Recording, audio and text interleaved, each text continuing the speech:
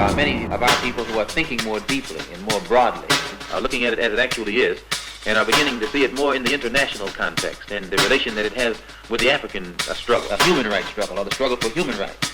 And as such, we can then take it into the United Nations. And bring about the freedom of these people by any means necessary.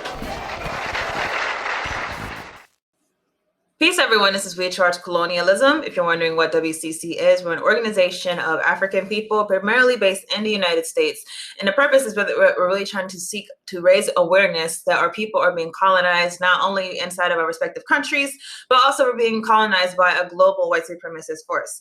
And for that, we are basically saying that the only solution is that we unite and fight this common enemy together instead of trying to face our enemies apart. Now, a really good example, I think, of the fact that we are being colonized is obviously the police violence that occurs continually against African people inside of every single country where we are, really. But in this instance, we're talking about the George Floyd case, the horrible murder, obviously, of George Floyd last year by Derek Chauvin. And now we have a murder trial that is going on as we speak. I'm sure you guys have seen a lot of the chaos that's going on around this murder trial. There's being put forth different arguments from the defense that George Floyd was not murdered by Derek Chauvin, that he died in other ways. He died from a drug overdose or died from some type of heart attack. These are the things that are being put forth. And of course, whenever we hear these things, we have to ask, is the jury going to buy this BS? And if they do, will we basically see another situation where a cop gets away with murder, even though it was all recorded, even though people have been outraged and protesting? Is this going to be another instance where the police get off? Now, the thing that we do is that I think we have to start challenging more and more. And I'm seeing it more and more, and I don't know if it's just something that I'm noticing more or if it's always been the case. Or a lot of these civil cases related to the criminal cases are being decided before the criminal case. You've seen this with Breonna Taylor, for example. Prior to the prosecution saying that we're not going to charge the officers who killed Breonna Taylor, they said before that, hey, we're going to give her family this lump sum of money. And the issue that this causes is that essentially you have a maneuver to pacify people and make them not even react whenever you do decide not to go forth with criminal charges, because at the end of the day, the family got something. The family got money. And of course, money is not justice. And even a conviction would not be justice. But in a conviction, at the very least, would be some type of retribution for the murders that are occurring inside of our community continually. So we're going to read from an article from our brother Jamal from WCC. He's one of our writers. And if you're interested in writing for WCC, if you're passionate about issues of colonialism, or if you're just interested in joining WCC, you can send us an email, wechargecolonialism.org. Also, wechargecolonialism@gmail.com. $27 million for George Floyd's family could mean acquittal is coming. Recently, news circulated that the city of Minneapolis will pay the estate of George Floyd $27 million a year $20 million nearly after a year after his tragic murder. On May 25th, 2020, Officer Derek Chauvin placed his knee on the back of George Floyd's neck for roughly 8 minutes, which ultimately led to his death. It took several days for Chauvin to be charged, and right now he's currently out of jail on bail. They kept that really hush-hush, didn't they? Now, the $27 million payout is believed to be the largest pre-trial civil rights wrongful death settlement in U.S. history. But for some odd reason, Africans in America are not jumping for joy. How come? Because year after year, decade after decade, we've witnessed officers of the so-called law get off when it comes to killings of Blacks in America. Receiving settlements isn't the problem because Breonna Taylor's estate was awarded $12 million.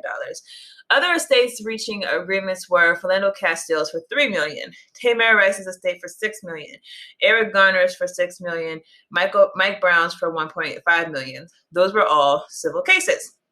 Now, I do want to say the fact that George Floyd's family was awarded $27 million, we could kind of see like what's going on here. Obviously, his murder got a lot more international attention, and a lot of people were protesting A lot of people were outraged, and they're essentially trying to set the stage to say that if this goes wrong, hey, let's give them a huge payout so that we can say that some type of thing was done that is going to go to making things right, although we know that these things will not make things right ultimately.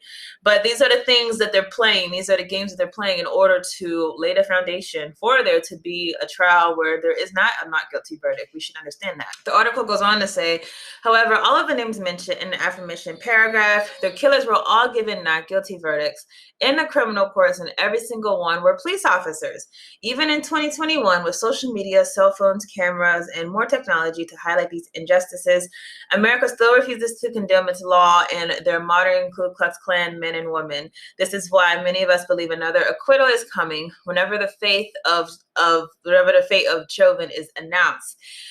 So is this what's going to happen in this case? Unfortunately, there's a real probability. We should understand that whenever they go to jury selection, they're very, very particular about who they're going to put on these juries. They try to make sure that the person has no bias. And we know that in America, if you, particularly anyone who's bred into this country, born and raised into this country, it's really impossible for you not to be affected by the racial politics of this country. They're going to try to find someone who's not so prejudiced by the George Floyd case. That in itself should be a red flag to everyone, because to me, I don't know how you see that video of that man kneeling on this man's neck for 8 minutes and don't have feelings one way or the other. So there, right there, you know what type of people are being put inside of this jury.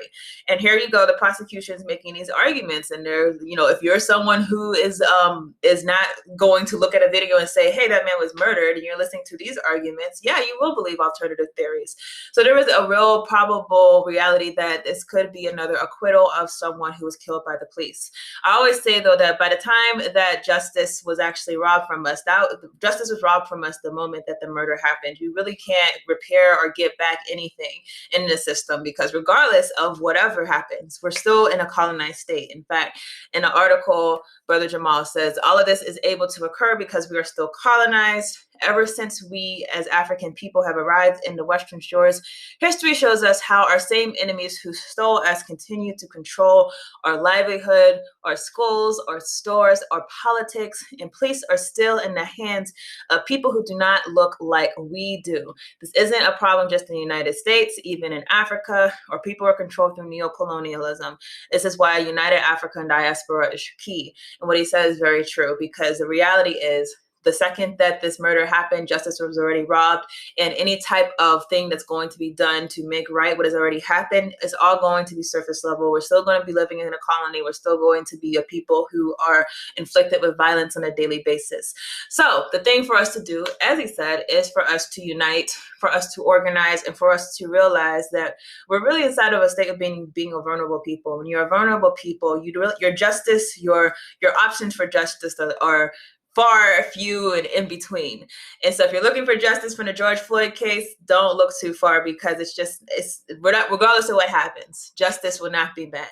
And here we go, once again, a $27 million payout ahead of the trial. That tells you right there what the state is thinking, or what they think could happen, or what they might be pushing to happen. That should let you know right there whether or not this is actually going to mean something as far as African people being protected. Our lives, of course, are not monetary. Our lives are more significant than money. So we have to understand that these hush money tactics that they're using should not be effective against us actually mobilizing and organizing to protect our people. So that's what I have on this. I'm curious to hear your thoughts. I will see you all in the next video.